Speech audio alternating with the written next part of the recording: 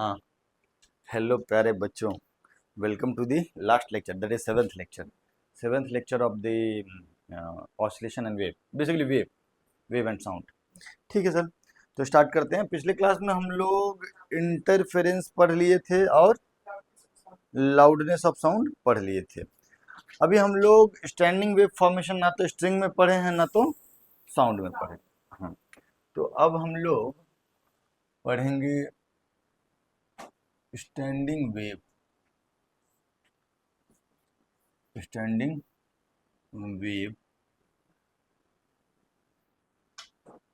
String में भी, sound में भी, किसी में भी कर सकते हैं। ठीक, इसको हम लोग स्टेशनरी वेव भी बोलते हैं। इसको हम लोग क्या बोलते हैं? Stationary wave. ओके, अब ये कैसे बनता है? If two identical wave moving in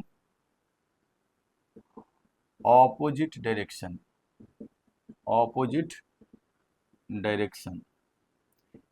interfere with each other, then standing wave forms। हम क्या बोल रहे हैं? दो आइडेंटिकल वेव हर तरीका से, दोनों का एम्पलीट्यूड सेम है, दोनों का फ्रीक्वेंसी सेम है, दोनों सेम मीडियम में है, तो ऑब्वियसली वेवलेंथ भी सेम होगा, वेलोसिटी भी सेम होगा। तो दो आइडेंटिकल वेव है, लेकिन मूव कर रहा है किस डायरेक्शन में? Opposite direction. जैसे कि मान लिया जाए कि एक वेव है ऐसा और एक और वेव है ऐसा, ये इस डायरेक्शन में जा रहा है और इसका इक्वेशन है y1 बराबर a sine omega T minus के एक्स, या के एक्स माइनस ओमेगा टी भी लिख सकते हैं। अभी हमको समझाना है तो हम इसको के एक्स माइनस ओमेगा टी लिखते हैं। ठीक, और दूसरा वेव इस डायरेक्शन में जा रहा है, इसका इक्वेशन है y2 बराबर a साइन के एक्स प्लस ओमेगा टी। दिख रहा है ये पॉजिटिव एक्स डायरेक्शन में जा रहा है, तो के एक्स माइनस ओमेगा टी है, coefficient of T by coefficient of x negative है, और ये नेगेटिव एक्स डायरेक्शन में जा रहा है, तो coefficient of T by coefficient of x positive है। ठीक है, अब हम ये दोनों को मिलाएं, अब ये दोनों वेव मिल गया, तो आफ्टर इंटरफेरेंस हमारा कुछ इस तरीके का फॉर्मेशन हो सकता है। मेरा बात को समझना, इसको हम समझाते हैं कि इसका क्या मतलब है। ये एक वेव है, ये एक वेव है, दोनों को सुपरपोज कराएं तो वाई नेट का एक्सप्रेशन क्या हो जाएगा, सो बताओ जरा। वाई नेट बराबर हो जाएगा y1 प्लस y2, कहो हाँ। तो ये हो गया a साइन के एक्स माइनस ओमेगा टी अब प्लस a साइन के x plus omega t, yes और नो।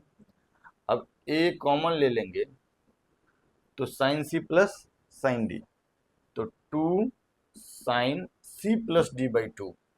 थोड़ा सा गणित है, फॉर्मूला होता है sine C plus sine D is equal to 2 sine C plus D by 2 cos C minus D by 2। तो इसको सी मान लें, इसको डी मान लें, तो साइन सी प्लस डी करेंगे तो ओमेगा टी कट जाएगा, तो 2 के एक्स हो जाएगा बाई 2, तो क्या आ गया?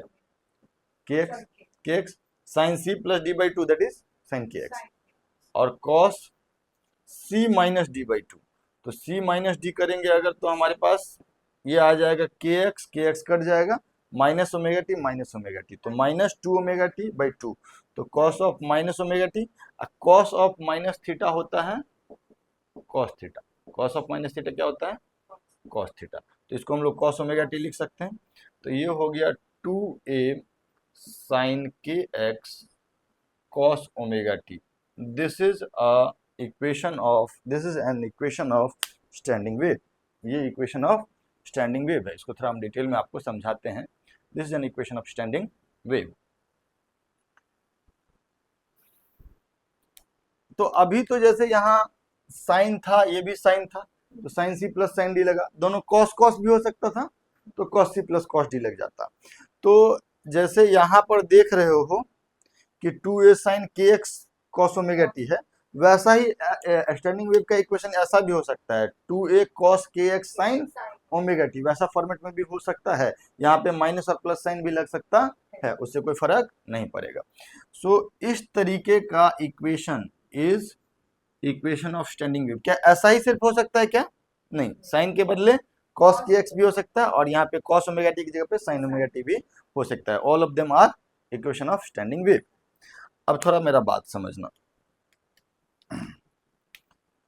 ये चीज को हम लोग एक नया नाम दे देते हैं। ये तो वेरिएबल है, पोजीशन के साथ वेरी कर रहा है, तो वाई नेट के एक्सप्रेशन को हम लोग लिख लेते हैं कुछ A dash cos omega t. Yes और no? Where A dash is how much?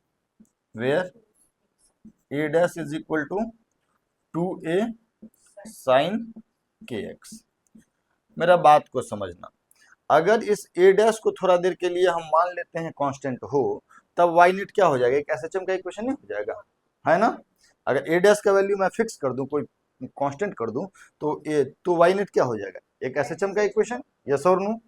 अब मेरा बात को समझना, बेसिकली ये दोनों वेव जब मिलेगा ना, ये दोनों वेव, ये वेव और ये वेव मिलेगा, तो कुछ इस प्रकार का सिनेरियो हो सकता है। ऐसा भी हो सकता है और बदल भी सकता है, इससे थोड़ा लूप का संख्या बढ़ जाएगा। सबसे सिंपलेस्ट फॉर्म में, अगर ये दोनों मिलेगा, दोनों वेव मिलेगा, तो इस स्ट्रिंग में, ये इस स्ट्रिंग में एक स्टैंडिंग वेव क्रिएट होगा। स्टैंडिंग वेव क्रिएट होगा, और स्टैंडिंग वेव कैसा होगा समझना, जैसा गिटार में होता है ना, वैसा। एक धागा है, एक स्ट्रिंग है, ये एक साथ ऊपर जाएगा, फिर वहां से मीन पे आएगा, फिर वहां से नीचे जाएगा, फिर वहां से मीन पे आएगा। मतलब क्या है कि ये स्ट्रिंग यहां से ऐसे ऊपर गया, फिर मीन पे आया, फिर नीचे गया, फिर मीन पे आया, फिर ऊपर गया। ठीक, तो ये स्ट्रिंग है ना, ये ऐसा शेप में आएगा जब वो अपने मैक्सिमम पोजीशन पे होगा, फिर मीन पे होगा तो एकदम स्ट्रेट शेप में होगा, और फिर अपने मिनिमा पे होगा तो फिर इस तरीके के शेप में आएगा। तो स्ट्रिंग खिंचाएगा, खिंचा करके ऊपर जाएगा, फिर मीन पे आएगा, फिर नीचे जाएगा। इस पूरे प्रक्रिया में, इस पूरे स्ट्रिंग पे मेरा बात को समझना, यहाँ वाला पार्टिकल यहाँ वाला पार्टिकल मूव नहीं करेगा, लेकिन यहाँ वाला पार्टिकल होगा, एक नियत ऊंचाई तक जाएगा और उसके बाद फिर वहां से नीचे आएगा। तो वो ऐसे ऐसे ऑसिलेशन करेगा। मिड वाला पार्टिकल भी ऑसिलेशन करेगा, लेकिन मिड वाले पार्टिकल का देखो तो सबसे ज्यादा क्या है? एम्पलीट्यूड। एम्पलीट्यूड, डिस्प्लेसमेंट एम्पलीट्यूड सबसे ज्यादा है। तो बेसिकली आपको अगर मैं ऐसा बोलूं कि यहाँ वाला पार्टिकल एक अलग एम्पलीट्यूड से ऑसिलेट कर रहा है, यहाँ वाला पार्टिकल एक अलग एम्पलीट्यूड से ऑसिलेट कर रहा है, और दैट ऑसिलेशन इज एसएचएम। यहाँ वाला पार्टिकल एक अलग एम्पलीट्यूड से ऑसिलेट कर रहा है, अलग अलग पोजीशन का पार्टिकल अलग अलग एम्पलीट्यूड से ऑसिलेट कर रहा है। लेकिन इस ऑसिलेशन में अच्छी बात क्या है कि जब यहाँ वाला पार्टिकल अपने मैक्सिमा पे होगा, तब यहाँ वाला पार्टिकल भी अपने मैक्सिमा पे होगा, तब ये भी अपने मैक्सिमा पे होगा, तब ये भी अपने मैक्सिमा पे होगा। मतलब इस लूप का सारा पार्टिकल एक साथ अपने मैक्सिमा पे जाएगा, एक साथ अपने मीन पोजीशन पे आएगा, और एक साथ अपने मिनिमा पे जाएगा। सबका मैक्सिमा का हाइट अलग अलग है, मतलब सबका एम्पलीट्यूड अलग अलग है। तो ये सारे पार्टिकल, एक पर्टिकुलर लूप का सारा पार्टिकल एक साथ अगर जा रहा है मैक्सिमा पे, एक साथ मीन पे और एक साथ मिनिमा पे, तो इसको इंग्लिश में बोलेंगे कि सबका फेज सेम है, सबका फेज सेम है। मतलब अगर हम तुमको ऐसा बोले कि जिस समय पे कॉस ओमेगा टी 1 होगा, जिस समय पे कॉस ओमेगा टी 1 होगा, उस समय में ये सब कोई का वैल्यू, उस टाइम पे ये सब कोई का वैल्यू जो हो जाएगा वो ए डैश हो जाएगा। अब ए डैश का वैल्यू देखना, ए डैश कितना है? 2a साइन के एक्स। मैं आपको समझाता हूं, इसमें 3-4 केसेस दे देता हूं आपको। मान लीजिए x इक्वल टू 0 ले लें, x इक्वल टू 0 ले लें, तो ए डैश क्या हो जाएगा? ए डैश का वैल्यू क्या हो जाएगा? 0, 2a साइन 0। अगला बार में x इक्वल टू हम लोग ले लेते हैं लेमडा बाई 4, लेमडा बाई 4। तो ये चीज क्या हो जाएगा? ए डैश का वैल्यू क्या हो जाएगा? 2a sine 2 pi by lambda into lambda by 4। Is that okay? तो ये हो जाएगा sine pi by 2, sine 90 is 1, तो ये वैल्यू कितना हो जाएगा? 2a। ये वैल्यू कितना हो जाएगा? 2a। फिर अगला में x का वैल्यू हम लोग ले लेते हैं लेमडा बाई 2, x का वैल्यू लेमडा बाई 2, तो a डैश का वैल्यू क्या हो जाएगा? 2a sine 2 pi by lambda into lambda by 2, के जगह पे 2 पाई बाई लेमडा रखें, तो ये वैल्यू कितना हो जाएगा 2a sin पाई, तो दैट इज 0। और x का वैल्यू अगर 1 मिनट के लिए अभी अभी पहले इस तीनों से निपट लेते हैं। तो क्या बता रहा है कि x equal to 0 1 minute, x equal to 0 वाले पार्टिकल का एम्पलीट्यूड कितना है ऑसिलेशन का 0, और x equal to lambda by 2 वाले पार्टिकल का भी एम्पलीट्यूड ऑफ ऑसिलेशन क्या है 0 और x equal to lambda by 4 वाले का एम्पलीट्यूड ऑफ ऑसिलेशन कितना है 2a। क्या ये एम्पलीट्यूड मैक्सिमम से मैक्सिमम 2a हो सकता है, क्योंकि साइन का वैल्यू ज्यादा से ज्यादा 1 हो सकता है। तो ये वाला एम्पलीट्यूड का मैक्सिमम वैल्यू 2a होगा, और x के किस वैल्यू पे, पहली बार x के किस वैल्यू पे, x के लेमडा बाई 4 पे। तुम यहाँ पर ध्यान से देखो, अगर हम यहाँ पूछे तो ये चीज हो जाएगा x इक्वल टू 0, और यहाँ पे हो जाएगा x equal to lambda by 2। अगर मैं इसको x एक्सिस मानूं तो मैं एक ही लूप अभी बना करके दिखा रहा हूं आपको। अब जरा आप देखिए कि x इक्वल टू 0 वाला पार्टिकल ऑसिलेट कर ही नहीं रहा, तो x इक्वल टू 0 वाले पार्टिकल का एम्पलीट्यूड कितना है 0 है। और अगर तुम ये वाला दूरी देखोगे तो दिस दूरी इज लेमडा बाई 4, दिस दूरी इज लेमडा बाई 4। तो यहाँ पर जो x equal to lambda by 4 रख देंगे तो एम्पलीट्यूड का वैल्यू क्या हो जाएगा 2a।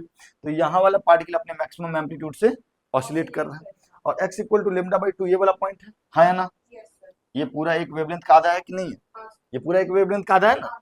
तो x equal to lambda by 2 रखे तो ये पार्टिकल मूव नहीं कर रहा है, तो उसका भी एम्पलीट्यूड यहाँ से दिख भी रहा है 0। तो ऐसे पार्टिकल जो कि बिल्कुल मूव नहीं करेगा, जिसका एम्पलीट्यूड 0 है, that is called node. This is also called node, okay, and this is called anti node, this is called anti node. कोई दिक्कत, कोई परेशानी बोलो। तो this particle is node, this is anti node, and this is node, okay. Maximum amplitude यहाँ पर कितना हो जाएगा 2a एम्पलीट्यूड वाला जो होगा उसको हम लोग बोलेंगे एंटी नोड बोलेंगे, जहां पर मैक्सिमम एम्पलीट्यूड हो, और जहां 0 एम्पलीट्यूड हो उसको हम लोग बोलेंगे नोड। Is that okay? अब यहाँ पर दिख रहा है, यहीं पर अगर इस लूप का संख्या ज्यादा होता तो x का वैल्यू हम थोड़ा बढ़ाते भी। मेरा बात समझ में आ रहा है? जैसे कि 1 मिनट के लिए हम लूप का संख्या 2 कर लेते हैं यहाँ पे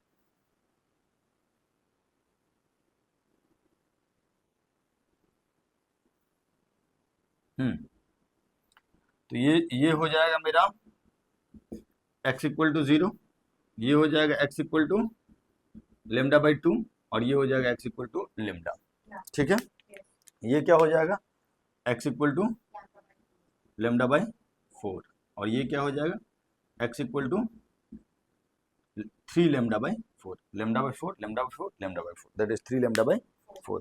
तो x इक्वल टू अगर हम 3 लेमडा बाई 4, तुम इसमें रख के भी देख लो, इसमें x equal to lambda by 2 तक तो रख के देखे थे, x equal to 3 lambda by 4 रख के देखो, a डैश का वैल्यू कितना हो जाएगा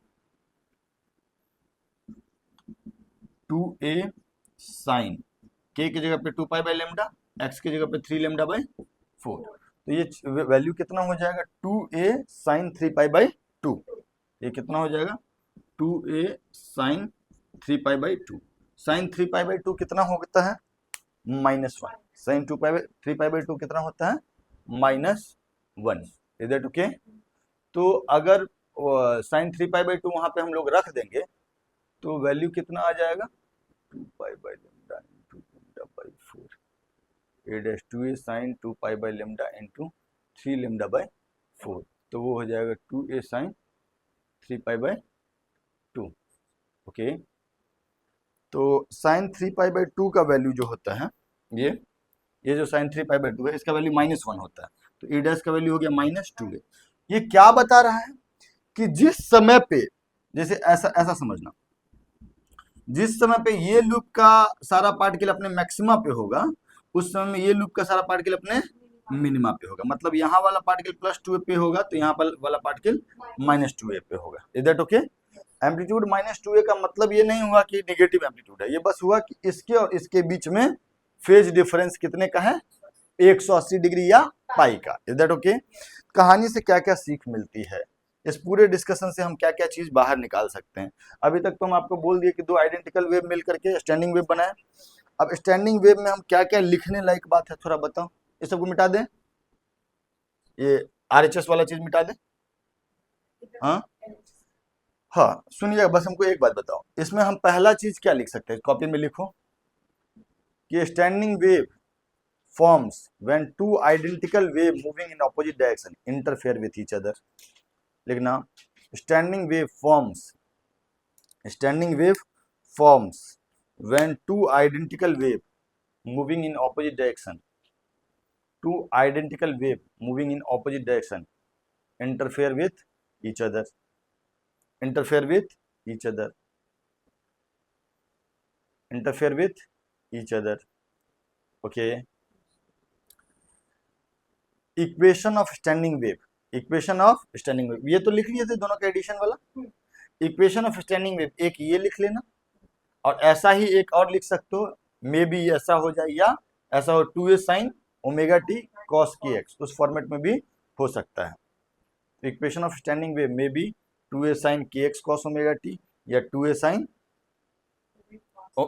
sin omega t cos kx या 2a cos kx sin omega t, उस फॉर्मेट में, या मतलब sine cos cos cos sine sine कुछ भी हो सकता है। ठीक है, that is equation of standing wave. इस तरीके का इक्वेशन होगा। ठीक, अब इसमें हम लोग क्या बोलेंगे, this standing wave is basically what, it is equation of SHM of different particle whose amplitude is different. Travelling wave में क्या था कि सारे पार्टिकल का एम्पलीट्यूड एक था, लेकिन अलग अलग समय पे अपने मैक्सिमम पे पहुंचता था। स्टैंडिंग वेव में क्या है, एक लूप के अंदर जितने भी पार्टिकल हैं सबका एम्पलीट्यूड अलग अलग हो सकता है, कुछ का बराबर भी हो सकता है। जैसे अगर हम बोले ये इसका एम्पलीट्यूड और यहाँ वाले का एम्पलीट्यूड, इन दोनों का एम्पलीट्यूड बराबर भी हो सकता है।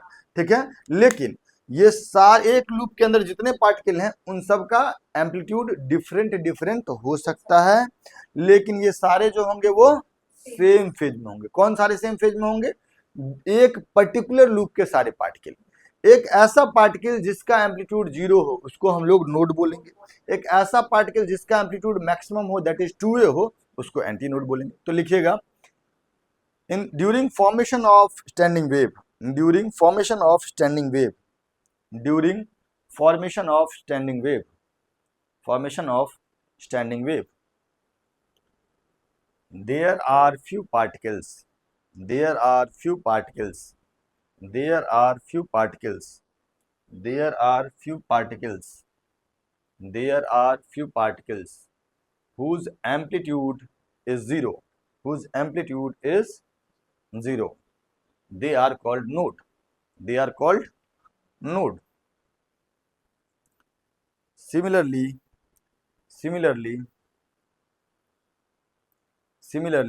there are few particles, there are few particles, there are few particles whose amplitude is maximum, i.e. 2a, that is 2a, whose amplitude is maximum, रख के लिखो ना, whose amplitude is maximum, that is 2a, that is 2a, they are called antinode, they are, those positions are called antinode, those positions are called antinode.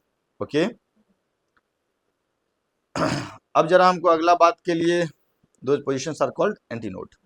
अब जरा अगला बात के लिए बताओ, between two adjacent node distance is lambda by 2, तो distance between two adjacent है ना, एक नोड दूसरे नोड के बीच दूरी कितना, lambda by 2, between two adjacent nodes, between two adjacent nodes the distance is lambda by 2.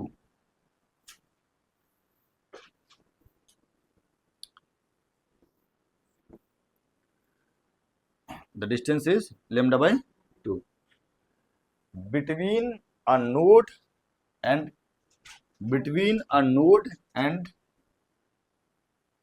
adjacent antinode, between a node and adjacent antinode distance is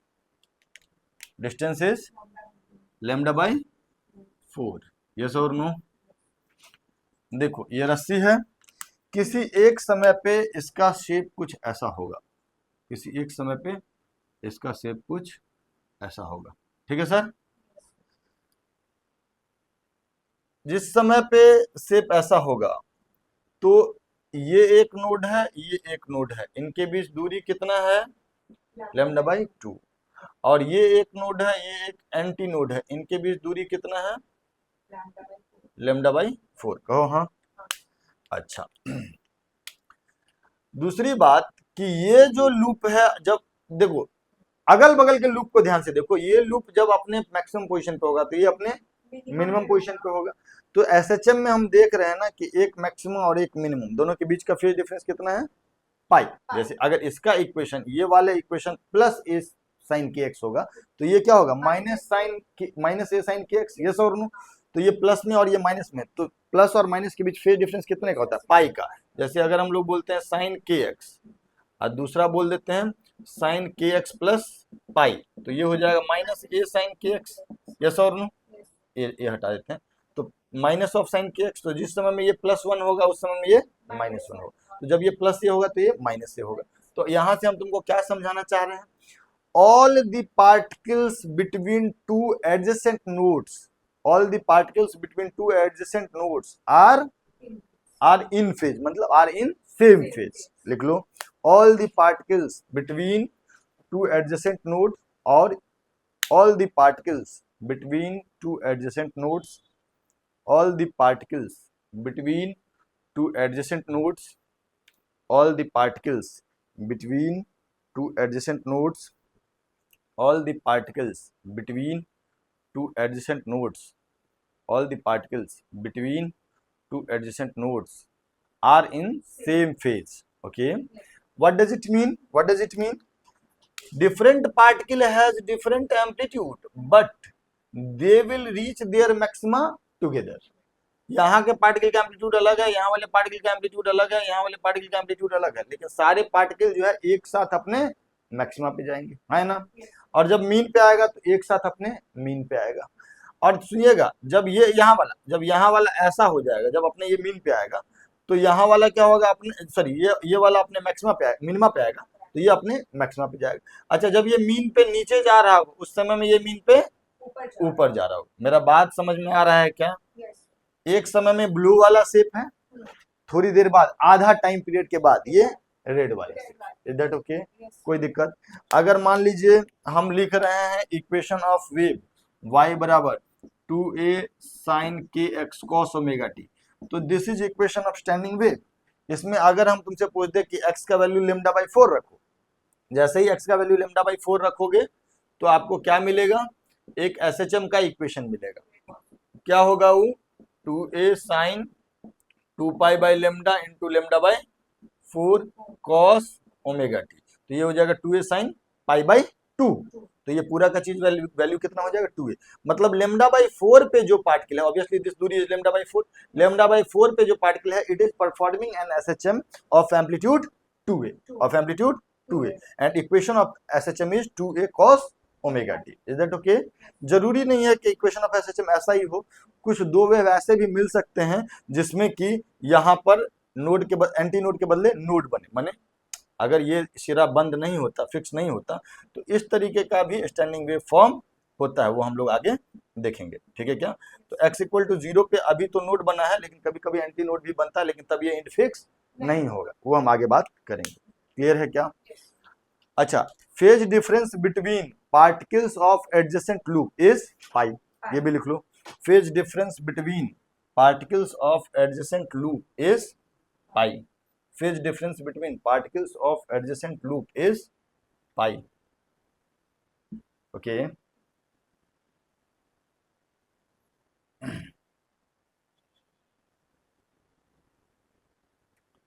ठीक है sir. इसमें क्या होगा, वेव ट्रेवल नहीं करता। ट्रेवलिंग वेव स्टैंडिंग वेव में फर्क क्या है कि ट्रेवलिंग वेव ट्रेवल करता है, एक जगह से दूसरी जगह जाता है। यहाँ पर एनर्जी दो नोड के बीच में ट्रैप रहता है, एक जगह से दूसरी जगह जाता नहीं है। Is that okay? In traveling wave, amplitude of all the particle is same। वो अलग बात है कि सब अपने अपने मैक्सिमम पे अलग अलग समय पे पहुंचे। In standing wave, amplitude of different particle may be different, but between two adjacent nodes, all the particle will be oscillating in same phase। साथ साथ अपने मैक्सिमा पे जाएगा, साथ साथ अपने मिनिमम पे जाएगा। दो नोड के बीच में एनर्जी का कोई आदान प्रदान नहीं होगा। यहाँ पर अभी जैसे इस स्टेज में होगा तो सारा का सारा एनर्जी स्ट्रिंग के पोटेंशियल एनर्जी में, क्योंकि स्ट्रिंग खींचा गया है, ठीक। और फिर जब ये अपने मीन पे आएगा तो पार्टिकल मैक्सिमम स्पीड से जा रहा होगा तो सारा एनर्जी पार्टिकल के स्ट्रिंग के काइनेटिक एनर्जी में होगा। और फिर जब ये खींच करके नीचे जाएगा तो सारा का सारा एनर्जी पोटेंशियल एनर्जी में होगा। तो दो नोड के बीच में जो पार्टिकल्स है ये ऑसिलेट कर रहा है, इनका एनर्जी एक फॉर्म से दूसरे फॉर्म में कन्वर्ट हो रहा है कंटिन्यूसली, लेकिन एनर्जी एक लूप से दूसरे लूप में ट्रांसफर नहीं हो रहा है। Okay, travelling wave standing wave में फर्क भी समझ गए हम लोग। अब थोड़ा सा हम standing wave formation in string with both end close या फिक्स्ड, स्टैंडिंग वेव फॉर्मेशन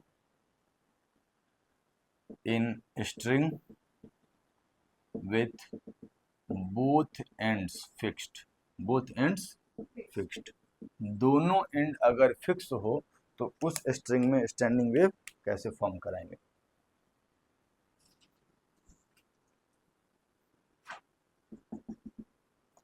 सुनिएगा, इसको हम लोग नॉर्मल मोड ऑफ वाइब्रेशन भी बोलते हैं, ठीक। जैसे गिटार होता है तो दोनों एंड फिक्स्ड है, और दोनों एंड फिक्स्ड है तो उसको हम लोग अलग अलग फ्रीक्वेंसी पे वाइब्रेट करा सकते हैं, उसमें स्टैंडिंग वेव फॉर्म करा सकते हैं। स्टैंडिंग वेव फॉर्म होगा तो एनर्जी जो होगा वो तुमको, मतलब जैसे कि अगर कोई बांसुरी बजाते हो तो उसमें भी जब आवाज, श्रील आवाज सुनाई कब देता है, जब स्टैंडिंग वेव फॉर्म होता है। या कोई पेन का ढक्कन है, उसमें भी अगर हम फूंकते हैं तो एक पर्टिकुलर फ्रीक्वेंसी पे वो उसमें एक श्रील आवाज सुनाई देता है, तो that is standing wave formation. वैसे गिटार में भी एक पर्टिकुलर फ्रीक्वेंसी पे इसमें आवाज तुमको बहुत ज्यादा सुनाई देगा, that is standing wave formation. अब यार स्टैंडिंग वेव फॉर्मेशन का जो सिंपलेस्ट तरीका है वो क्या हो सकता है। मान लीजिए इस रस्सी का लेंथ L है, इस रस्सी का लेंथ L है, ठीक।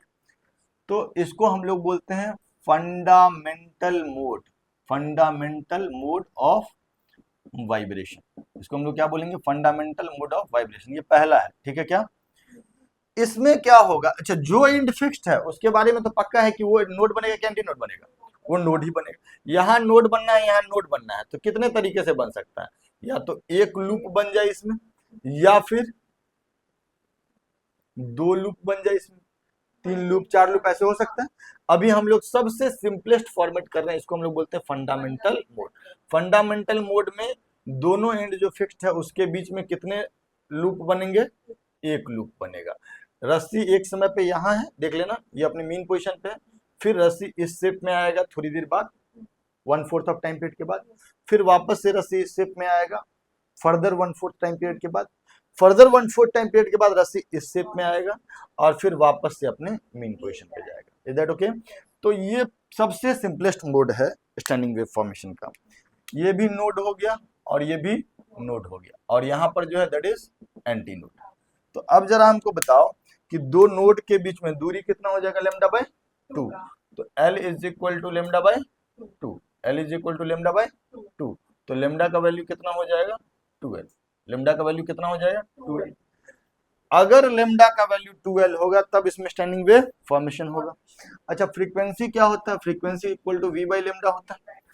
तो यहाँ पर फ्रीक्वेंसी का वैल्यू क्या हो जाएगा, v बाई 12, और इसको हम लोग बोलेंगे फंडामेंटल फ्रीक्वेंसी। इसको हम लोग क्या बोलेंगे, फंडामेंटल फ्रीक्वेंसी, ठीक। इससे कम फ्रीक्वेंसी संभव नहीं। वेवलेंथ इससे तो छोटा ही होगा ना, बाकी ऐसा हो सकता है नहीं, तो वो वेवलेंथ इससे छोटा हो गया। तो this is the largest wavelength जो कि इसमें स्टैंडिंग वेव में पॉसिबल है। तो वेवलेंथ अगर लार्जेस्ट होगा तो फ्रीक्वेंसी मिनिमम होगा, स्मॉलेस्ट होगा। तो this is the smallest frequency. अच्छा, ये स्ट्रिंग है, तो स्ट्रिंग में ये वेलोसिटी जो होता है वो रूट टी बाई म्यू होता है। तो फंडामेंटल फ्रीक्वेंसी का वैल्यू v बाई 12 हो जाएगा, या 1/12 into root T by mu हो जाएगा। इससे ज्यादा वेवलेंथ संभव नहीं है, 12 से ज्यादा वेवलेंथ संभव नहीं है, मतलब इससे स्मॉलेस्ट फ्रीक्वेंसी भी संभव नहीं है। कम से कम इतने फ्रीक्वेंसी पे रस्सी को अगर हम वाइब्रेट कराएंगे देन इसमें क्या होगा, स्टैंडिंग वेव फॉर्म होगा। अच्छा, स्टैंडिंग वेव फॉर्म कैसे होगा, एक वेव इधर से जा रहा होगा और उसके बाद यहाँ से टकराएगा और टकरा करके वापस आ रहा होगा, ठीक है, फिर यहाँ पे टकरा करके इधर जा रहा होगा। तो दो वेव जो है वो ऑपोजिट डायरेक्शन में इंटरफेयर करेंगे, तब जो बनेगा that is standing wave. Is that okay? कोई दिक्कत, कोई परेशानी? ठीक है। तो दैट इज फंडामेंटल फ्रीक्वेंसी। इसको हम लोग फंडामेंटल मोड ऑफ वाइब्रेशन को हम लोग फर्स्ट हार्मोनिक भी बोलते हैं। इसको हम लोग क्या बोलते हैं? जो म्यूजिक व्यूजिक वाला सब है ये सब चीज ज्यादा जानता होगा हार्मोनिक्स के बारे में, ठीक है। तो पहला फ्रीक्वेंसी जो है ये फंडामेंटल फ्रीक्वेंसी को हम लोग फर्स्ट हार्मोनिक भी बोलते हैं।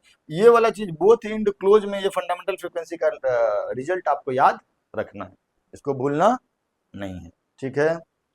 कोई दिक्कत, कोई परेशानी? ठीक। अब यार नेक्स्ट मोड ऑफ वाइब्रेशन है जिसको हम लोग बोलेंगे, जिसमें कि क्या होगा, सेम रस्सी में कितने लूप फॉर्म हो जाएंगे? बोलो। सेम रस्सी में 2 लूप फॉर्म हो जाएगा, नहीं?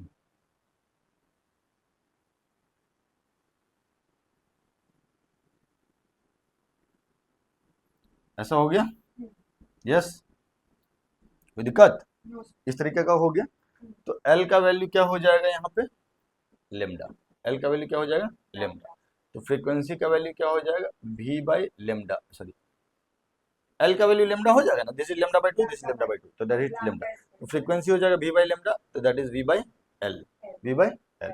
तो इसको अगर हम फंडामेंटल फ्रीक्वेंसी के टर्म में देखें तो 2 times of V by 2L नहीं हो गया? 2 times of V by 2L हुआ। तो V बाई 2L क्या था? फंडामेंटल फ्रीक्वेंसी था। तो ये चीज हो गया कितना? 2 टाइम्स ऑफ फंडामेंटल फ्रीक्वेंसी। तो इसको ये जो ये अभी वाला मोड है इसमें फ्रीक्वेंसी हो गया 2 टाइम्स ऑफ फंडामेंटल फ्रीक्वेंसी या 2 times of 1/2L root T by mu. Yes और नो? अब यार फंडामेंटल फ्रीक्वेंसी का जितना मल्टीपल होगा उसको हम लोग बोलते हैं हार्मोनिक। तो फंडामेंटल फ्रीक्वेंसी का कितना टाइम्स है? ये 2 टाइम्स। तो फंडामेंटल फ्रीक्वेंसी का जितना टाइम होगा वो हार्मोनिक बोलेंगे। तो ये कौन सा हार्मोनिक हो गया? Second harmonic. ये सब जैसे तुम लोग ऑर्गेनिक केमिस्ट्री में नोमेनक्लेचर पढ़ते हो, लगभग लगभग वो नोमेनक्लेचर ही है।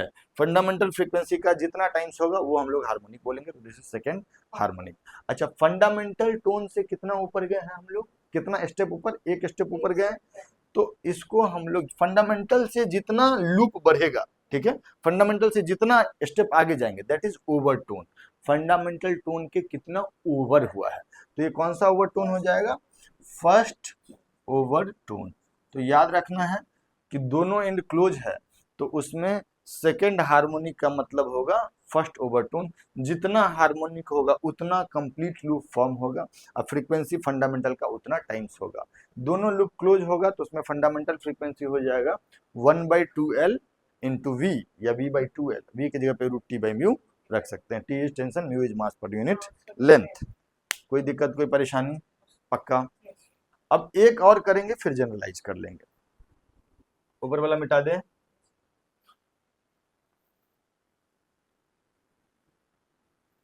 अब लूप का संख्या हम लोग क्या कर लें? 2 लूप था ना, तो अब इससे बढ़ाएंगे लूप तो कितना लूप हो जाएगा? 3 लूप हो जाएगा, है ना?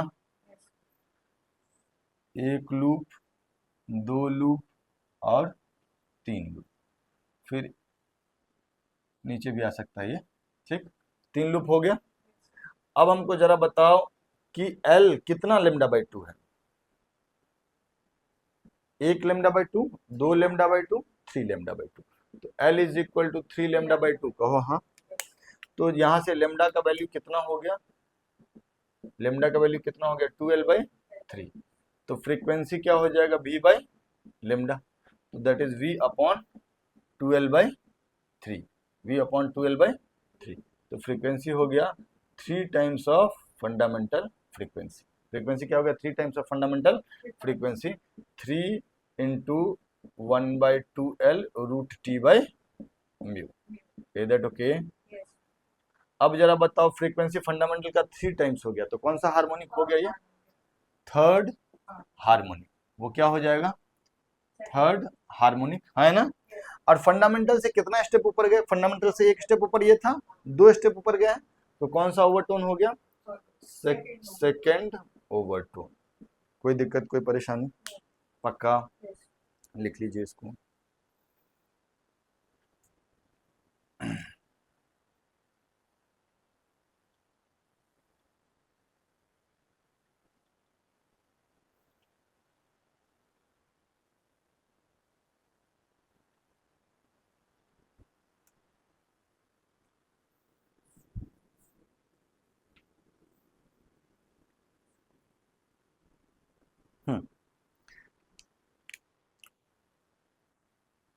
ये तो तीसरा था ना।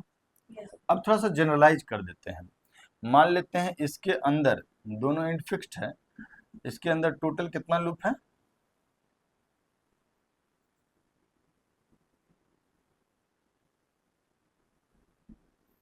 एन लूप है। कितने लूप है? एन कंप्लीट लूप है। एक लूप, दो लूप, और ऐसे ही चलते गया। तो कितने लूप हो गए? N loops. कितने? N loops. तो अगर हम लोग इसमें टोटल एन लूप बनाए हैं तो एल का वैल्यू कितना हो जाएगा? N times of lambda by 2। L का वैल्यू कितना हो जाएगा? N times of lambda by 2। Okay, तो लेमडा का वैल्यू क्या हो जाएगा? 2l by n. लेमडा का वैल्यू हो जाएगा ना 2l बाई एन। तो फ्रीक्वेंसी कितना हो जाएगा? v by lambda. तो that is frequency equal to v upon 2l by n. v upon 2l by n. तो n times of v by 2l, that is n times of fundamental frequency. Okay, तो n times of fundamental frequency, n times of fundamental frequency is n 1 by 2l, v is root t by mu, v is root t by mu। Okay, so ये कौन सा harmonic हो गया? Fundamental का कितना times हो गया? n times हो गया। तो कौन सा हार्मोनिक हो गया? nth हार्मोनिक, क्योंकि n नंबर ऑफ लूप है और n times of fundamental frequency हो गया तो nth हार्मोनिक।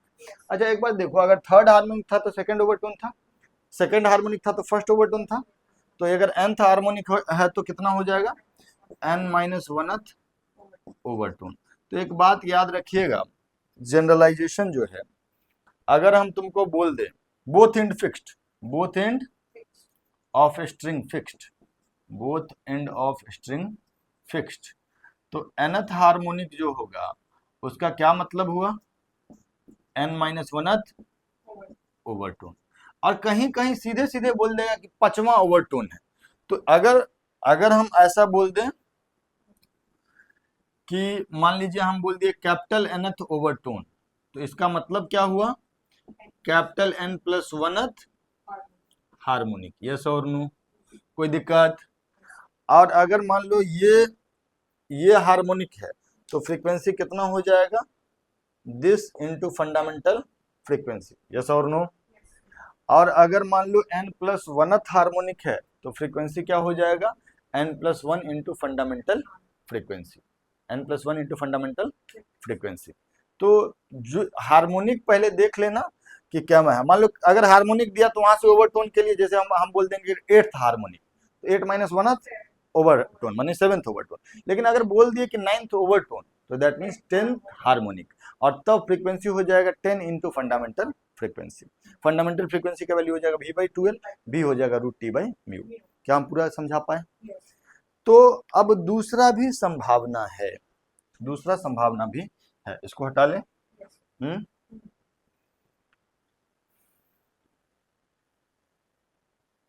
हम पढ़े थे standing wave formation in string with both and fixed. अब हम लोग पढ़ेंगे standing wave formation in string with one and fixed and one end free. अच्छा यार, इसको भी थोड़ा समझाना पड़ेगा हमको ढंग से। फ्री एंड का क्या मतलब है? जैसे standing wave formation in string with one and fixed and other and free, other and free.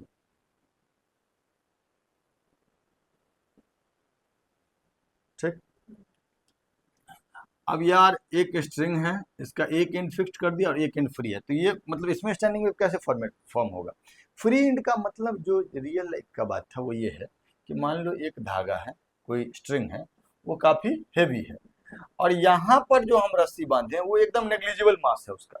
तो नेग्लिजिबल मास वाले रस्सी से हम बांधे हैं तो this end behaves as free end. Okay, तो अब यहाँ पे जो है ये एक एंड फिक्स्ड है और एक एंड फ्री है।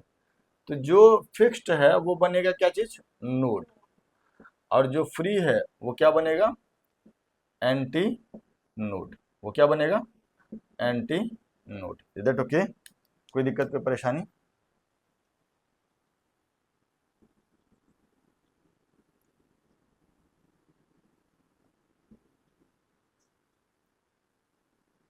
ये हो गया एंटी नोड और ये हो गया anti node. Is that okay? बोलो। And this is node. अब जो एंड फिक्स्ड है दैट इज नोड, जो फ्री है दैट इज एंटी नोड। और ये लेंथ हो गया मेरा कितना? एल। एल, तो एल जो है नोड और एंटी नोड के बीच का दूरी लेमडा बाई 4। तो यहाँ पे एल का वैल्यू क्या हो गया? Lambda by 4। L is equal to lambda by 4। तो लेमडा का वैल्यू कितना हो गया? 4 है। फ्रीक्वेंसी क्या हो गया? V by lambda. V by lambda, that is v by 4L। Frequency is equal to v by 4L। तो फंडामेंटल फ्रीक्वेंसी जो हो गया वो हो गया वी बाई 4L, और वी की जगह पे under root T by mu. Under root T by mu. तो ये फंडामेंटल फ्रीक्वेंसी का वैल्यू हो गया। ये फंडामेंटल फ्रीक्वेंसी का वैल्यू हो गया। String with one and fixed another and free. इसी को हम लोग फंडामेंटल मोड बोलते हैं। और कौन सा हार्मोनिक बोलेंगे? इसको हम कौन सा हार्मोनिक बोलेंगे? First harmonic.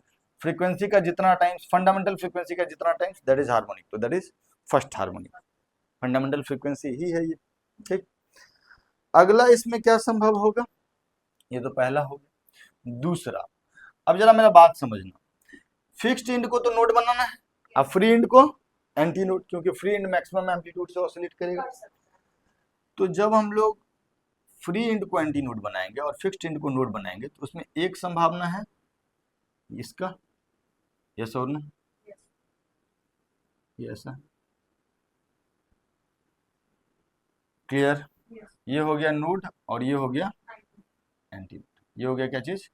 Anti node. तो इसमें देखना कितना लेमडा बाई 4 है। एक लेमडा बाई 4, दो लेमडा बाई 4 और तीन लेमडा बाई 4। तो L इज इक्वल टू कितना हो गया हमारा? L is equal to 3 lambda by 4, या लेमडा का वैल्यू अगर देखोगे तो वो हो जाएगा 4L बाई 3। लेमडा का वैल्यू कितना हो जाएगा? तो फ्रीक्वेंसी क्या हो जाएगा? V अपॉन लेमडा, तो that is V upon 4L by 3।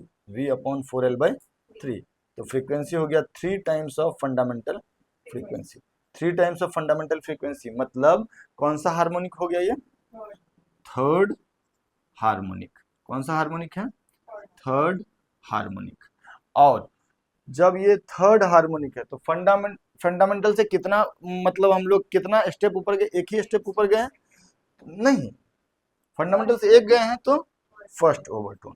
देखने लायक बात क्या है यहाँ पे कि भाई फर्स्ट हार्मोनिक के बाद सीधे क्या आया है? Third harmonic. सेकेंड हार्मोनिक नहीं आया। तो इस तरीके का जब केस होगा, जब एक इंड फिक्स्ड होगा और दूसरा इंड फ्री होगा, तो इसमें ओनली कैसे हार्मोनिक पॉसिबल है? Odd harmonic. First, third, fifth, seventh, ninth, ऐसे। तो यहाँ पे हम लोग क्या लिख लेंगे? ओनली वन इंड फिक्स्ड जैसे ही हुआ, only odd harmonics, only odd harmonics are possible. हमेशा सिर्फ और सिर्फ कैसे हार्मोनिक पॉसिबल है? Odd harmonic possible. Is that okay? और फंडामेंटल मोड के बाद कौन सा overtone? First overtone. Third harmonic, first overtone. इसको हम लोग फ्रीक्वेंसी को क्या लिख सकते हैं? 3 times of V by 4L। तो 1 by 4L root T by mu. बच्चा सुनना, दोनों एंड फिक्स था तो फंडामेंटल फ्रीक्वेंसी था V by 2L। One end fix, one end free, तो fundamental frequency V by 4L। V is under root 2 by mu, t by mu. First harmonic के बाद सीधे सीधे थर्ड हार्मोनिक, तो frequency is 3 times of fundamental frequency. ठीक है? एक और करेंगे फिर जनरलाइज करेंगे।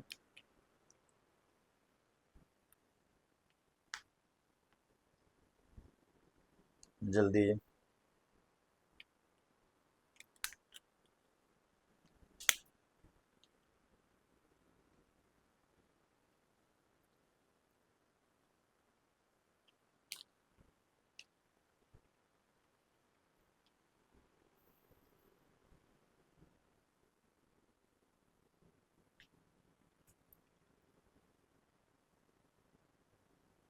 डन।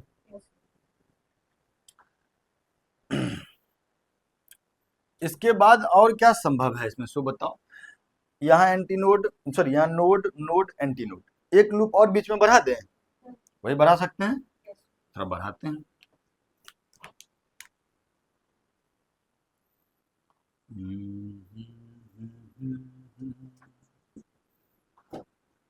एक, फिर एक, और फिर ये एंटी नोड, फिर ये एंटी नोड, ये क्या हो जाएगा, नोड नोड और ये एंटी नोड। तो दिस इज एंटी नोड, ये नोड नोड नोड। ठीक, अब जरा हमको बताओ कि इसमें कितना लेमडा बाई 4 है। 1 lambda by 4, 2 lambda by 4, 3 lambda by 4, 4 lambda by 4 और 5 लेमडा बाई 4। नोड और एंटी नोड के बीच का दूरी को हम लोग लेमडा बाई 4 बोलते हैं। ऐसा ऐसा कितना है टोटल, 5। तो अब हम लोग जो लिखेंगे एल का वैल्यू, एल का वैल्यू हम लोग कितना लेमडा बाई 4 लिखेंगे, L is equal to 5 lambda by 4, या लेमडा का वैल्यू हो जाएगा 4L/5। तो फ्रीक्वेंसी क्या हो जाएगा, V upon lambda, that is V upon 4L/5। तो frequency is 5 times of V/4L, या 5 times of fundamental frequency, 5 times of fundamental frequency. So frequency is 5 into 1/4L root T by mu. Okay, तो frequency fundamental का कितना times हुआ, 5 times हुआ। तो कौन सा हार्मोनिक हम लोग लिखेंगे, 5th हार्मोनिक। कौन सा लिखेंगे, 5th हार्मोनिक। फंडामेंटल से कितना बार, कितना स्टेप ऊपर गए हैं, 1 2, ये फंडामेंटल था, इसके बाद 1 बढ़े थे और फिर यहाँ आए। तो कौन सा ओवरटोन हो जाएगा, सेकेंड ओवरटोन। अब थोड़ा रिलेट करो तो, सेकेंड ओवरटोन तो 5th harmonic, 5th harmonic second overtone, जेवा हार्मोनिक दैट -1/2 इज ओवरटोन। जैसे तीसरा हार्मोनिक था तो 3 - 1/2 कितना हो जाएगा, 1, तो फर्स्ट ओवरटोन हो गया। 5th हार्मोनिक तो 5 - 1/2 that is 4/2, that is second overtone. अगर 7th हार्मोनिक, 5th हार्मोनिक के बाद अगला ऑड हार्मोनिक ही आएगा, 7th हार्मोनिक होगा, तो ओवरटोन क्या हो जाएगा, 7 - 1/2 that is 3 third overtone. Is that okay? इस तरीके से आगे बढ़ेंगे, जनरलाइज कर लें। ठीक है,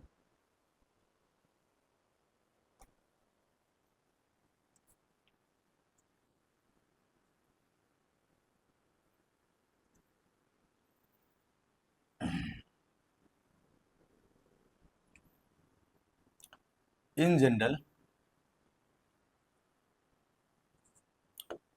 general if total n number of lambda by 4, क्या बोलेंगे, n number of lambda by 4, 1 2 3 ऐसे डॉट डॉट डॉट डॉट जाएगा और ये lambda by 4।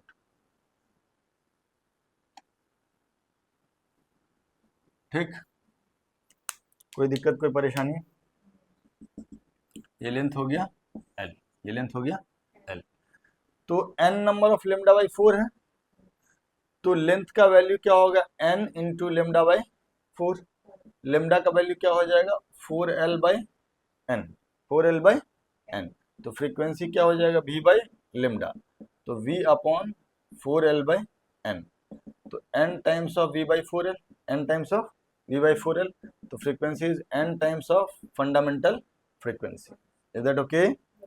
n times of fundamental frequency, n into 1/4L into root T by mu, into root T by mu. तो ये कौन सा हार्मोनिक हो गया, ये nth हार्मोनिक। कौन सा हार्मोनिक हो गया, nth हार्मोनिक। अच्छा, जो हार्मोनिक है दैट -1/2 ना, तो कौन सा ओवरटोन हो गया, n - 1/2th ओवरटोन। अच्छा, याद रखना एक बात, यहाँ पे वन एंड फिक्स्ड जो है, वन एंड फिक्स्ड में क्या क्या हो सकता है, वन एंड फिक्स्ड में अगर वन एंड फिक्स्ड है तो यहाँ पर क्या होगा, मेरा बात सुनना, nth harmonic, nth harmonic means n - 1/2th overtone, या फिर अगर हम वो लोग बोल दिए nth, कैपिटल nth ओवरटोन, तो क्या होगा, हार्मोनिक कौन सा होगा, हार्मोनिक से अगर हमको जाना, जैसे सेकेंड ओवरटोन से 5th हार्मोनिक जाना है, तो 2 × 2 + 1, तो वैसे ही यहाँ पे nth ओवरटोन होगा तो वो क्या हो जाएगा 2n plus 1th harmonic. Is that okay? जैसे अगर मैं बोल दूं कि fifth overtone, one in fixed fifth overtone, तो क्या वहां harmonic 11th harmonic, 5 into 2 plus 1। अगर दोनों इन फिक्स्ड होता और उसमें हम फिफ्थ ओवरटोन बोलते तो ओनली 5 प्लस 1 होता, सिक्स्थ हार्मोनिक होता, क्योंकि जावा overtone that plus 1th harmonic था। यहाँ पे जावा ओवरटोन है that into 2 plus 1th harmonic होगा। तो हम बस एक बात कह रहे हैं कि एक इंड अगर क्लोज है तो जो हार्मोनिक है दैट माइनस 1/2 ओवरटोन होगा, या जो ओवरटोन है दैट इंटू 2 प्लस 1 हार्मोनिक होगा। दोनों इंड फिक्स्ड है तो जो हार्मोनिक है दैट माइनस 1 ओवरटोन, या जो ओवरटोन है that plus 1 harmonic. Is that okay? तो इसको लिख लीजिएगा थोड़ा।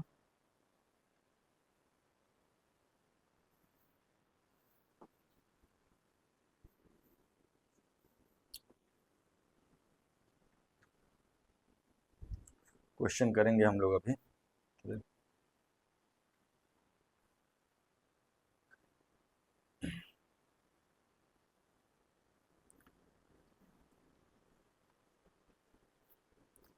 ठीक है, अब थोड़ा हम लोग बात कर लेते हैं स्टैंडिंग वेव फॉर्मेशन इन साउंड ऑर्गन पाइप। सिमिलर होगा बात।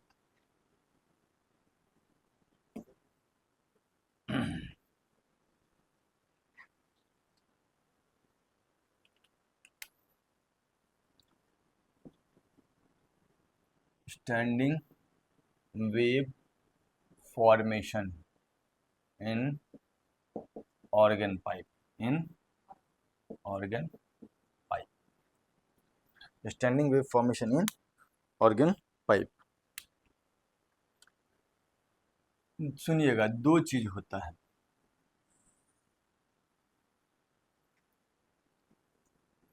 ऑर्गन पाइप मतलब समझे? जैसे ये है ना, ये है ना, इसका एक एंड बंद कर दे तो ये क्या चीज हो गया? Organ pipe. किसी पर्टिकुलर, हमको तो सीटी बजाने नहीं आता है, लेकिन पर्टिकुलर आदमी को जो बजाने आएगा वो एक पर्टिकुलर फ्रिक्वेंसी पे इसमें एक श्रील आवाज सुनाई देगा। तो इसका दोनों एक एंड क्लोज है, एक एंड ओपन है। कोई ऑर्गन पाइप ऐसा भी होता है बांसुरी जैसा जिसका दोनों एंड ओपन होता है। ठीक, तो हम लोग उसमें स्टैंडिंग वेव क्रिएट कर रहे हैं, और जब स्टैंडिंग वेव क्रिएट करेंगे तो हमको एयर का साउंड बहुत श्रिल सुनाई देगा, सीटी जैसा आवाज सुनाई देगा। Is that okay? तो एक हो गया, ये पहला चीज क्या है? Both end open, both end open. और ये क्या हो जाएगा? One and close, one and close and one and open, one and close and one and open. ठीक,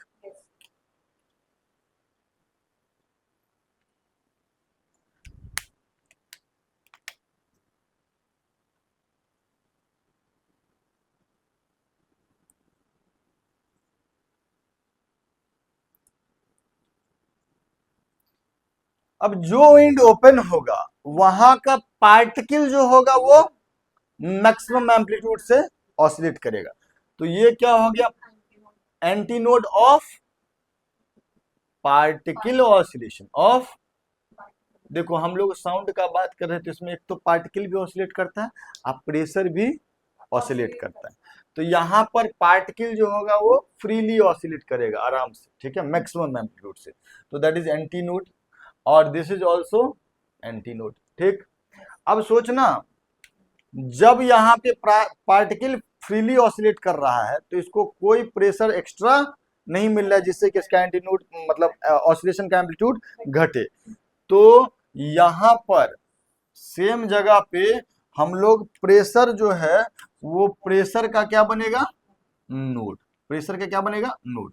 अगर आपको याद हो, अगर आपको याद हो तो आपको बताए होंगे साउंड में डिस्प्लेसमेंट वेव और प्रेशर वेव के बीच 90 डिग्री का फेज डिफरेंस था। देख लो, तो जिस समय पे डिस्प्लेसमेंट के लिए साइन थीटा 1 होगा, माने थीटा 90 डिग्री होगा, उस समय पे प्रेशर के लिए थीटा 90 डिग्री पे कॉस आ जाएगा और वहां पे 0 हो जाएगा। वो दोनों के बीच फेज डिफरेंस पाई/2 का था, डिस्प्लेसमेंट और प्रेशर के बीच में। डिस्प्लेसमेंट के लिए साइन ओमेगा टी माइनस के एक्स प्लस फाइव था, प्रेशर के लिए कॉस ओमेगा टी माइनस के एक्स प्लस फाइव था, मतलब 90 डिग्री एक्स्ट्रा फेज था। केवल डिस्प्लेसमेंट का एम्पलीट्यूड एस नॉट था, तो प्रेशर का बी के एस नॉट था। यस और नो, दोनों के बीच फेज डिफरेंस 90 डिग्री का था। तो 90 डिग्री का फेज डिफरेंस मतलब जब एक साइन थीटा है तो दूसरा कॉस थीटा है। तो अगर साइन थीटा हुआ 2a साइन के एक्स हुआ तो वहां पे एम्पलीट्यूड मैक्सिमम, लेकिन 2 pm cos के एक्स हो गया तो वहां पे मिनिमम हो जाएगा, मतलब जीरो हो जाएगा। यस और नो। तो ये जो चीज बनेगा ये नोड बनेगा किसका? Node of pressure wave. Is that okay? ये भी क्या बनेगा? Node of pressure wave. Is that okay? अच्छा, अगर ऑर्गन पाइप का लेंथ L है तो this is the largest wavelength जो इसमें समा सकता है, बाकी सारा वेवलेंथ इससे छोटा होगा। तो इसमें वेवलेंथ का वैल्यू कितना हो जाएगा? L is equal to lambda by two, lambda by two. तो लेमडा का वैल्यू कितना हो गया? 12। लेमडा का वैल्यू कितना हो गया? 12। तो फ्रीक्वेंसी का वैल्यू कितना हो गया? V by lambda, that is V by 12। Frequency का वैल्यू कितना हो गया? V by 12। Is that okay? तो this is your fundamental frequency. अच्छा, यहाँ पे भी क्या होगा? स्ट्रिंग वाला वेव है? नहीं, साउंड वेव है। तो ये क्या हो जाएगा? 1/12 root gamma R T by M, याद है? बी बाई रू या gamma R T by M sound wave का। तो that is your fundamental frequency. कोई दिक्कत, कोई परेशानी किसमें? Both end open. Both end open में V बाई 12 है ना, ऐसा ही वहां आता था स्ट्रिंग में बोथ एंड क्लोज में, बोथ एंड क्लोज में सिमिलर चीज हो गया। अच्छा, इसमें अगर हम लोग ये तो हो गया कौन सा मोड? Fundamental mode. यस और नो? कौन सा हार्मोनिक हो गया? First harmonic. और फंडामेंटल मोड फर्स्ट हार्मोनिक, तो टोन ऊपर गया ही नहीं, नो, अभी ओवरटोन का बात नहीं करेंगे। फंडामेंटल मोड हो गया। दूसरा क्या हो सकता है इसमें, जरा बताएं। इसी में सेम ऑर्गन पाइप में,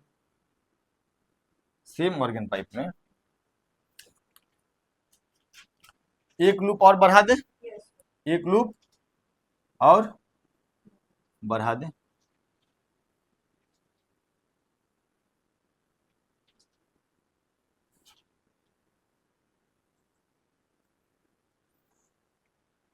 ये लेंथ L, ये length L।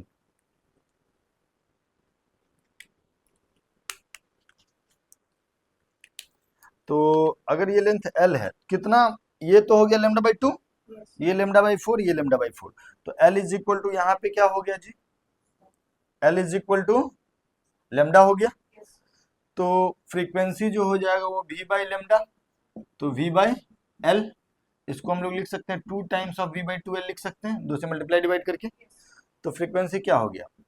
2 times of fundamental frequency. V की जगह पे under root bulk modulus by rho कर दो, या under root gamma R T by M कर दो, या अंडर रूट गामा के टी बाई स्मॉल एम कर दो। वो सब चीज तो पढ़े हुए हैं। तो अब जरा हमको बताओ कि ये कौन सा हार्मोनिक हुआ? जैसा दोनों एंड क्लोज स्ट्रिंग था वैसा ही दोनों एंड ओपन ऑर्गन पाइप है।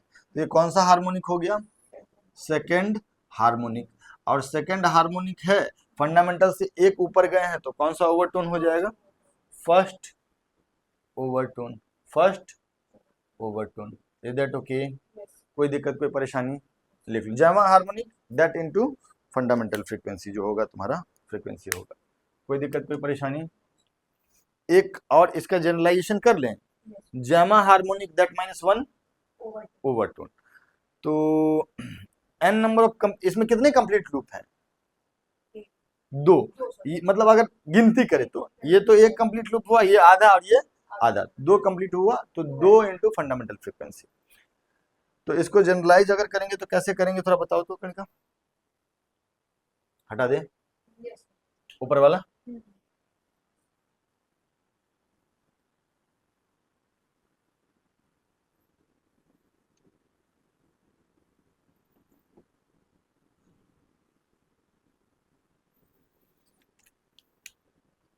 जनरल जो होगा, जनरल क्या होगा? एक लूप, फिर एक और लूप, फिर एक और लूप, ऐसे ही बढ़ते जाएगा। नहीं, ऐसे ऐसे अंत में ऐसे हो जाएगा, है ना? बोलो, ये लेंथ है एल, ये लेंथ है एल, ओके। तो ये lambda by two, lambda by two, lambda by to, इस तरीके का कितना लेमडा बाई टू होगा अंतिम में ये दोनों मिला करके भी? तो L is equal to N times of lambda by two. तो लेमडा का वैल्यू कितना हो जाएगा? 2l by n. तो फ्रीक्वेंसी क्या हो जाएगा? v बाई लेमडा, तो that is n times of v by 2l, n times of v by 2l। तो फ्रीक्वेंसी का वैल्यू हो गया n times of 1 by 2l into v की जगह पे under root gamma R T by M, ठीक। तो n times of fundamental frequency क्या हो गया? n times of fundamental frequency. तो ये कौन सा हार्मोनिक हो गया ये? nth harmonic. और अगर यहाँ पे दोनों एंड ओपन है, nth हार्मोनिक है, तो कौन सा ओवरटोन हो जाएगा? n माइनस वनथ ओवरटोन, दिख रहा है ना? जैसे सेकंड हार्मोनिक था तो फर्स्ट ओवरटोन है, तो वैसे ही nth हार्मोनिक तो n minus वनथ overtone. Is that okay? लिख लो इसको।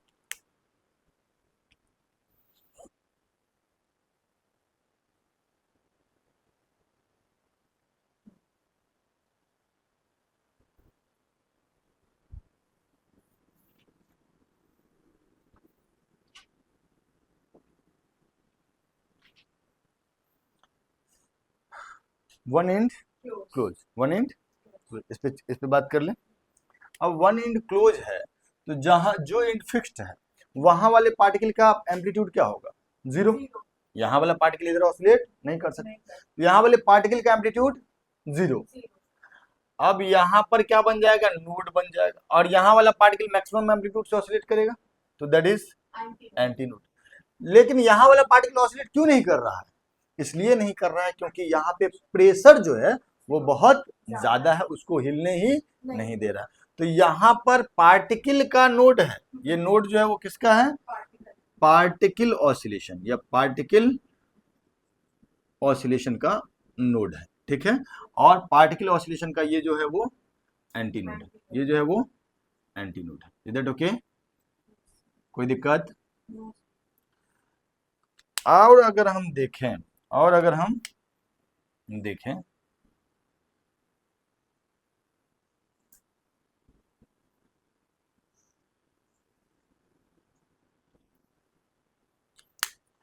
तो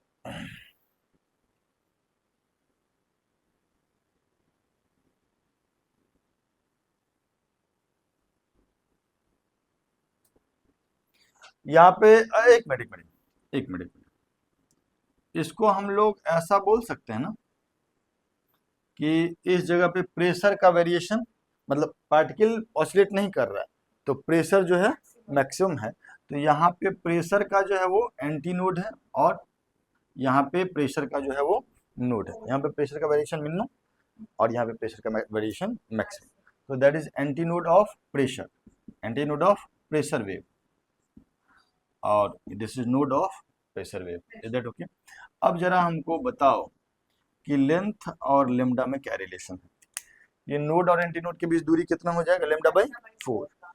तो length is equal to lambda by 4, तो लेमडा का वैल्यू क्या हो जाएगा? 4l। लेमडा का वैल्यू क्या हो जाएगा? 4l। तो फ्रीक्वेंसी क्या हो जाएगा? v by lambda, that is v by 4l। Frequency हो जाएगा v by 4l, v by 4l। इसको हम लोग बोलेंगे फंडामेंटल फ्रीक्वेंसी, ठीक है। जैसे वहां पे एक एंड क्लोज और एक एंड फ्री रहता था, एक एंड फिक्स्ड एक एंड फ्री, उसमें फंडामेंटल फ्रीक्वेंसी था v बाई 4l। तो आपको याद रखना है कि इसमें फंडामेंटल फ्रीक्वेंसी क्या हो जाएगा? v बाई 4l, और v की जगह पे ये चूंकि साउंड वेव है तो हो जाएगा under root bulk modulus by rho या under root gamma R T by M. देख लो जो भी चीज इसमें लिख सकते हो, ठीक। तो ये कौन सा हार्मोनिक हो गया? इसको हम लोग बोल देंगे फंडामेंटल मोड, फंडामेंटल मोड, या इसी को हम लोग बोलेंगे फर्स्ट हार्मोनिक। अब अगला एक और इसमें देख लेते हैं, बाया साइड वाला मिटा दें।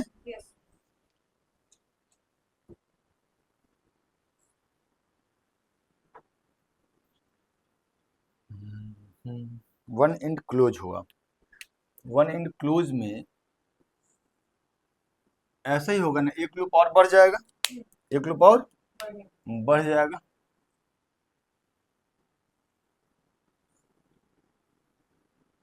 तो यहाँ पे क्या बन जाएगा, एंटी नोड, और यहाँ पे नोड किसका बनाए हैं हम, ये पार्टिकल डिस्प्लेसमेंट का है ना, प्रेशर वेव का नहीं। तो अब जरा हम लोग लिखो तो कितना λ/4 हो गया, 1 λ/4, 2 λ/4, इसके अंदर 2 λ/4 है, यहाँ पे 1, तो L इज इक्वल टू क्या हो गया, 3 λ/4, या लेमडा का वैल्यू कितना हो गया, 4L/3, lambda is equal to 4L/3। तो फ्रीक्वेंसी का वैल्यू क्या हो जाएगा, V/λ, that is V upon 4L/3, V upon 4L/3। तो ये फंडामेंटल का कितना टाइम्स हो गया, 3 टाइम्स हो गया। तो देखो अब हम लोग इसको क्या बोलेंगे, कौन सा हार्मोनिक, थर्ड हार्मोनिक, क्योंकि फंडामेंटल का 3 टाइम्स हुआ ना, तो इसको हम लोग बोलेंगे थर्ड हार्मोनिक। देख रहे हो इसमें फिर से ऑड हार्मोनिक वाला कंसेप्ट आ गया ना, फर्स्ट के बाद सीधे थर्ड आया। ओवरटोन कौन सा होगा, फंडामेंटल से एक स्टेप ऊपर गया है, तो ये क्या हो जाएगा, फर्स्ट ओवरटोन। तो अब जरा इसको हमको जनरलाइज करके बता दोगे क्या, जनरलाइज जो होगा n नंबर ऑफ λ/4, तो ये कौन सा हार्मोनिक, nth हार्मोनिक, और nth हार्मोनिक मतलब कौन सा ओवरटोन, n-1/2th ओवरटोन। या अगर ओवरटोन से हार्मोनिक जाना है तो जैसे अगर मान लीजिए कि x ओवरटोन है तो 2x + 1 हार्मोनिक हो जाएगा। अच्छा, इसमें फ्रीक्वेंसी क्या हो जाएगा, n टाइम्स ऑफ V/4L, या n times of 1/4L into root gamma RT/m, या root B/ρ। Is that okay? तो यहाँ पर भी जब वन एंड क्लोज है, वन एंड फ्री है, तो इसमें भी हम लोग क्या कह सकते हैं कि only odd harmonic is possible. इसमें हम लोग बोलेंगे only odd harmonics are possible, है ना। और दूसरी बात, nth हार्मोनिक तो n-1th overtone, nth harmonic, n-1 नहीं, nth हार्मोनिक मतलब n-1/2th ओवरटोन, और फिर जैमा ओवरटोन दैट इंटू 2 + 1। अगर हम लोग बोल देंगे kth ओवरटोन तो 2k + 1th हार्मोनिक, जैमा harmonic that into fundamental frequency is your frequency. Clear है क्या? समय ज़्यादा बचा नहीं आज के लिए, तो इस पे क्वेश्चन करना जरूरी है। नेक्स्ट क्लास में इस पे क्वेश्चन करेंगे और हम लोग एक बीट का पढ़ाई करेंगे, बीट फॉर्मेशन। ठीक है, लिख लीजिए इसको। चलिए आज का क्लास यहीं खत्म करते हैं, बाय बाय, मिलते हैं बच्चों अगले क्लास में।